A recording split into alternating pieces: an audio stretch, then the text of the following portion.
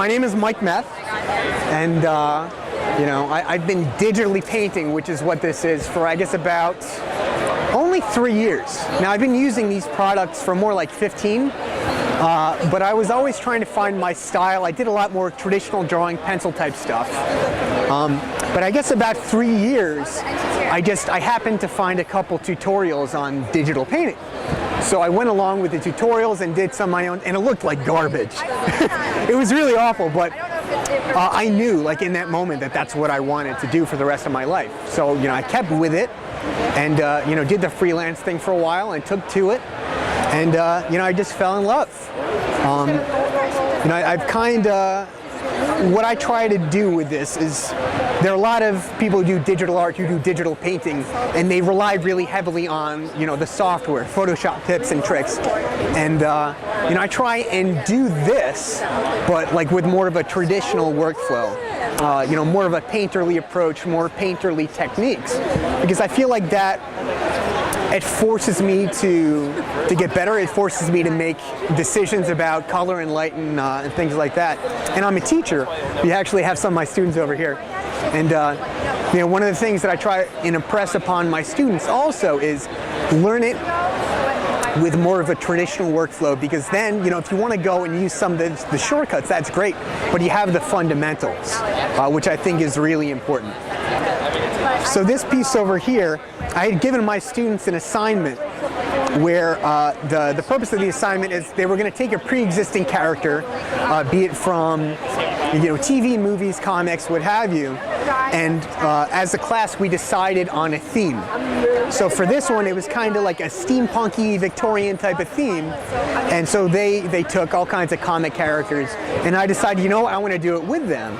So I came up with this idea of Wolverine, and I always thought that he kind of fit naturally with this type of an aesthetic, and so I had my brother pose for this. The face is not his at all.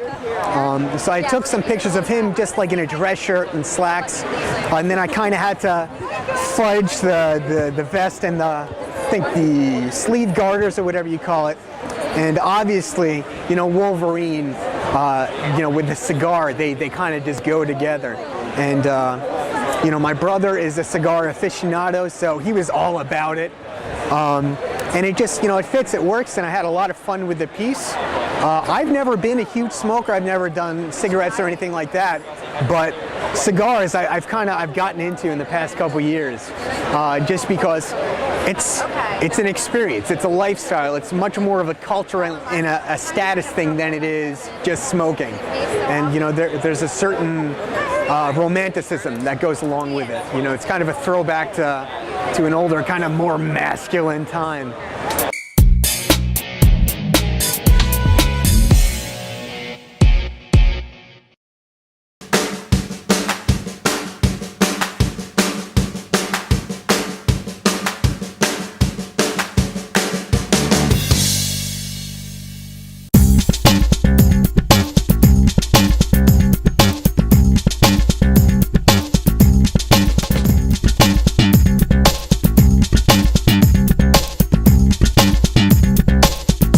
Hi, I'm Yakub Huda, Lead Sales Associate at Nat Sherman Cigars. Today we're going to talk a little bit about the different lines we do here at the Townhouse. We're here at the Nat Sherman Townhouse on 42nd Street in New York City.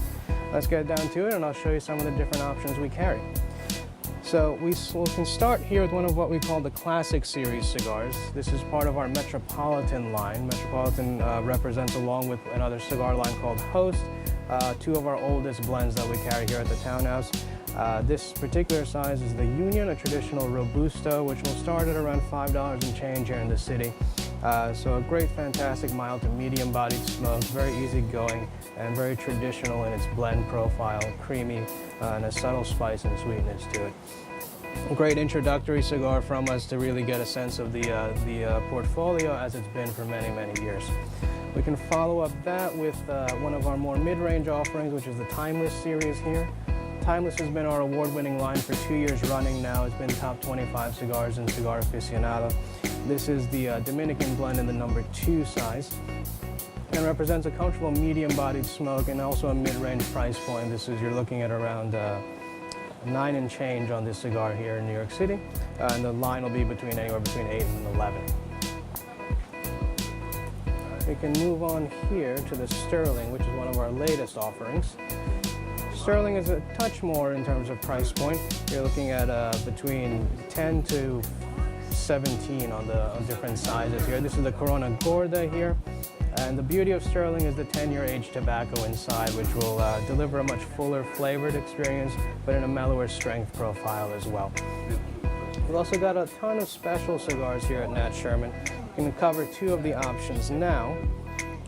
Pretty much our finest cigar to date here is the Joel Sherman 75th. This is a limited edition run of 2,500 boxes made to honor Mr. Sherman's 75th birthday. It's a very special size as well, 7.5 by 46 ring gauge, and delivers a ton of complexity and flavor in a very elegant smoking format. Cigar you only see for a short period of time here at the Townhouse, so come grab one while you can.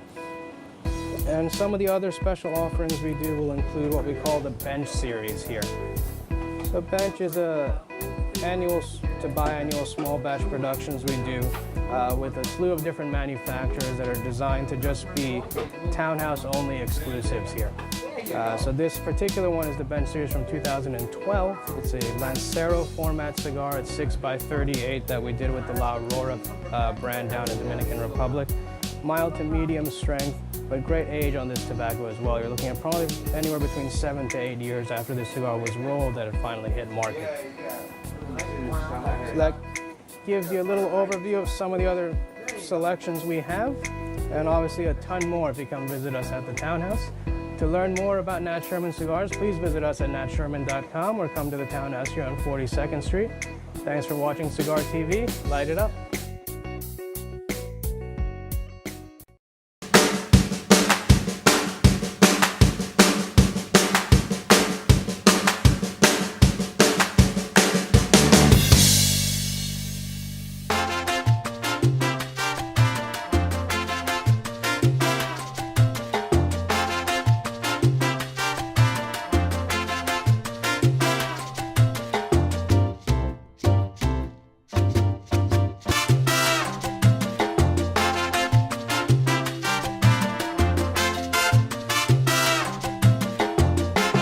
Hi, I'm John Wallace. I'm Rich Stone. And we're here at Leaf Only in Middletown, Connecticut, and we're going to talk to you today a little bit about the cigar wrappers, different types.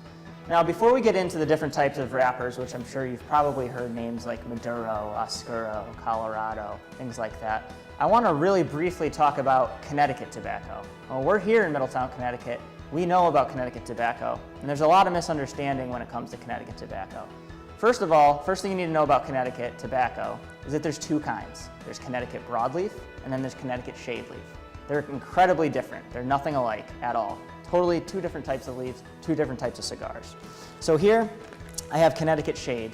As you can see, very light, it's extremely thin, and I think the most expensive tobacco leaf in the world. The reason it is because if you've ever seen the fields, it's grown under cheesecloth. It's a very expensive operation. They set up the cheesecloth all over the entire field where the stuff is grown. Sunlight is diffused, it barely gets in, so it produces a very thin leaf. It's very labor intensive, but it's a really nice leaf. And then on the other end of the spectrum, you've got, where's the labels on these? I think this is it right here. We got 2 LS here. Okay. On the other end of the spectrum, you've got Connecticut broadleaf. As you can see here, this is a much thicker, darker, larger leaf. This is grown in the open sun. It's still expensive, but it's not as expensive as Connecticut shade. And those are the 2 types of leaves grown in Connecticut. They're both made for cigars. So since I'm on Connecticut broadleaf and I've got it in front of me, this is actually a Maduro, a Connecticut Maduro, also known as a 1DW or a number 1 dark wrapper. I think we retail it for around 30 and change Yeah, a pound. $31.99 or something. And it's a, Maduro is a dark wrapper. It's almost interchangeable with Oscuro. Some people think Oscuro is a little bit darker, you know, almost black. And this is a Maduro. It's still very dark, one of the darkest you can get. One thing I wanted to add is actually Maduro range a lot. You know, you hear Maduro and a lot of people think dark, but Maduros can actually go from being reddish to the darker color. They can actually go from being sweeter too fuller in flavor. So Maduro kind of does have a wide range, where Oscuro is a little more singular. It's going to be very dark, you know, just very dark in color. The Maduro, again, has more of a wider range with it. It does get fermented a little bit longer, and again, it's on the top of the plant, so it usually does have a lot of sunlight, but it will vary in range and color.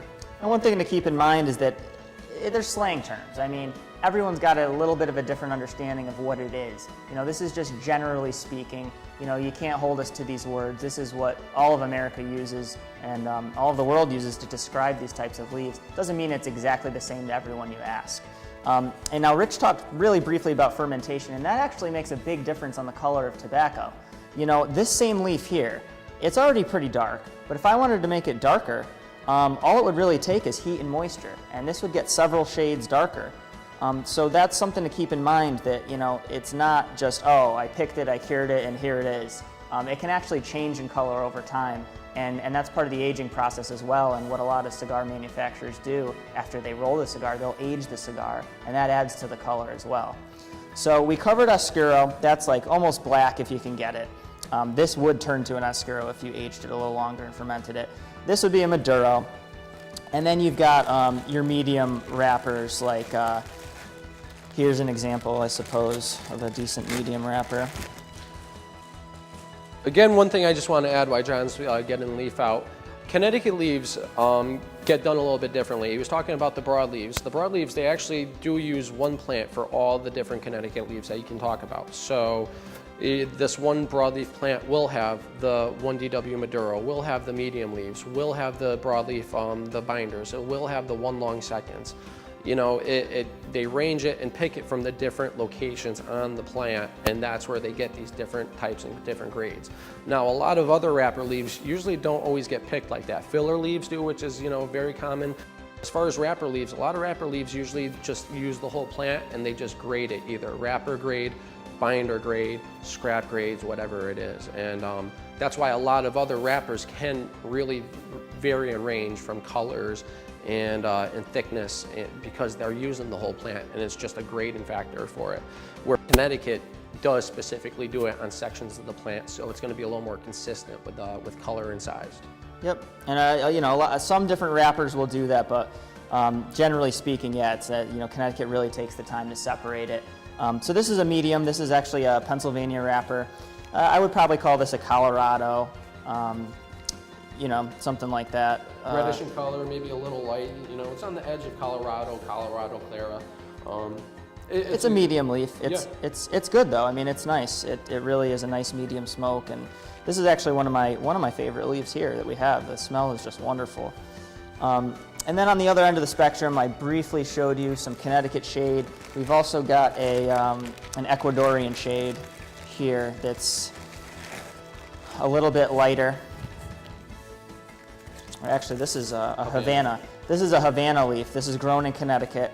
It's not a broadleaf. There's only one farmer that we know of that makes this, and it's actually primed, which means it's picked as it's growing, and it produces a nice light wrapper, but it's still thick and leathery and heavy like the broadleaf. The reason why it's called the Havana leaf is because it's a Cuban seed that got, you know, bred up here in Connecticut. So since we can't get Cuban leaves and can't get some of the Cuban stuff, what they do is they get the Cuban seeds and then they grow them in different locations, and then they'll even crossbreed them with some of the, you know, the local seeds that we have. So that's why you'll get a Connecticut Havana primed or Connecticut Havana leaves. So this is actually the Ecuador here, and I only noticed it once I felt it, because the Ecuadorian shade is a lot thinner than the Havana.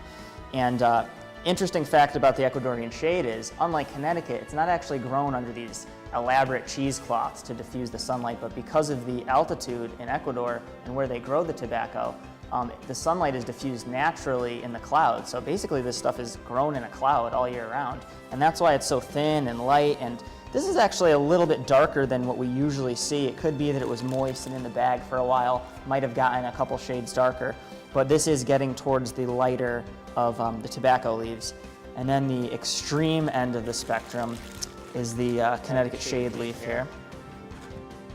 Yeah, Connecticut shades now, like John was saying, these ones are actually grown in the shade. They have either a linen or a cheesecloth that is hung over the leaves and the plants, and really no direct sunlight ever touches these leaves in the growing process. That's how you get this really light color. It's very thin. Connecticut leaves, Connecticut shade leaves are probably, like John was saying earlier on, some of the most expensive per pound leaf we've seen. And it's also one of the hardest and most sought after too. Again, it gets sent to the Dominican Republic for sorting, for grading and stuff like that, but it's all grown in Connecticut. And then to actually get the leaf afterwards is, like I was saying earlier on, you usually just have to import it because, again, everything gets sorted and graded down in for them. One thing to keep in mind about the expensive Connecticut shade is that, yes, it's the most expensive leaf per pound, but because it's so thin and light, I mean, you'll usually get over 100 leaves per pound. So when you actually look at it on a cigar by cigar basis, it's really not that much more expensive than any of the other leaves. It's just by the pound. It is very expensive, and it's quite rare. And even the big manufacturers decide to buy this just because of that same reason. They get so many leaves per pound, and when they're buying a large amount, they get a little more aggressive with the price, but because they get so many leaves per pound, it really stretches out, and a lot of the big manufacturers actually buy a lot of this stuff right away as soon as it's available. Yep. So, I don't want to go too deep into, the different wrappers and how they're grown in the different colors versus how they're grading. We just make too long of a video, but hopefully we gave you, a good overview of the different types of wrappers that we have here at Leaf Only, and also the different types of wrappers that are grown worldwide. The classifications, Oscuro, Maduro, things like that, and hopefully you enjoyed it. To learn more about Leaf Only, please visit us at leafonly.com, and thanks for watching Cigar TV. Light it up.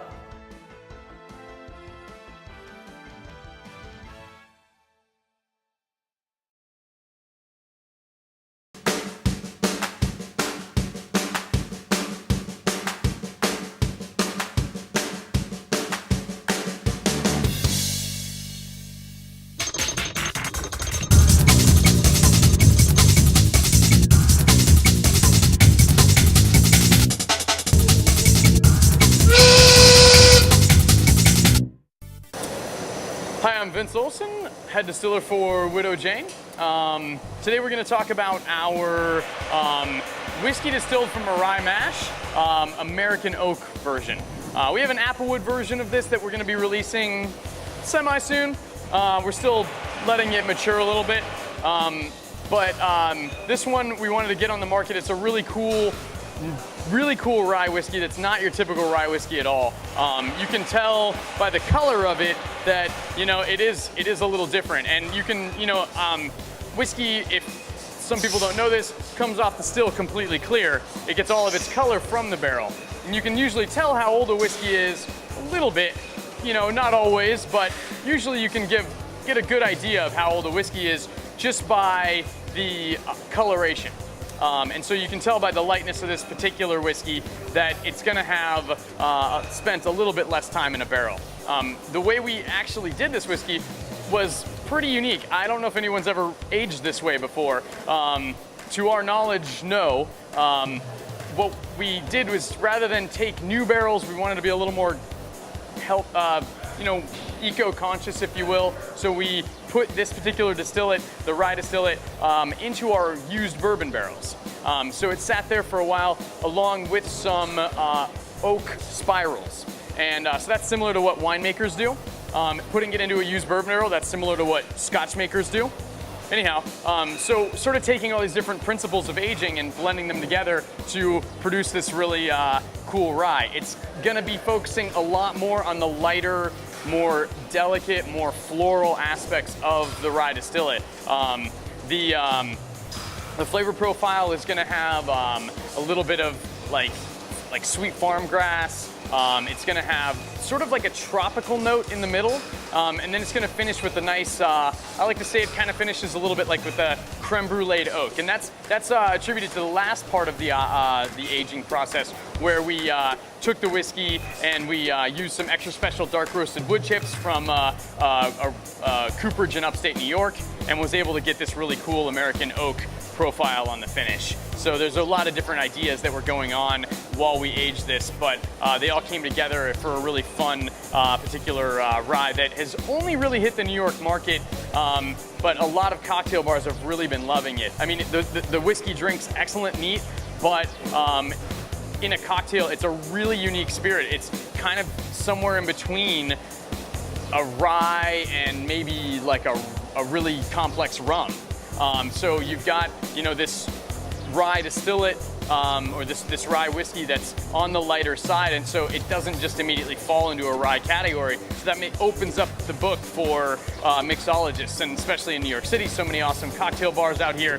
This has been featured in a ton of awesome cocktails around the city, and we're really happy with our little Frankenstein here. With this rye, I really like doing just a simple recipe. A little bit of this, well, maybe like 1 3/4 to 2 ounces of this. A little bit of simple syrup. I actually make my own simple syrup at home with really super simple with lemon and star anise. And so I'll take some of that lemon star anise simple syrup, this, and a piece of this, the lemon that's been sitting in the simple syrup. It ends up getting candied, so you can eat the whole thing, rind and all. And that star anise, just a little bit of spice, sort of complexity to the rye, along with the lemon simple syrup, makes for just a really simple cocktail. But there's also some really extravagant ones out there that people are making, so it just depends. I know there's one at Apothec, down in Chinatown, awesome cocktail bar, one of the best in the city. They make a cocktail there with this and probably like 5 or 6 other ingredients to make for a really beautiful cocktail. To learn more about Widow Jane, please visit us at widowjane.com, and thanks for watching Cigar TV. Light it up.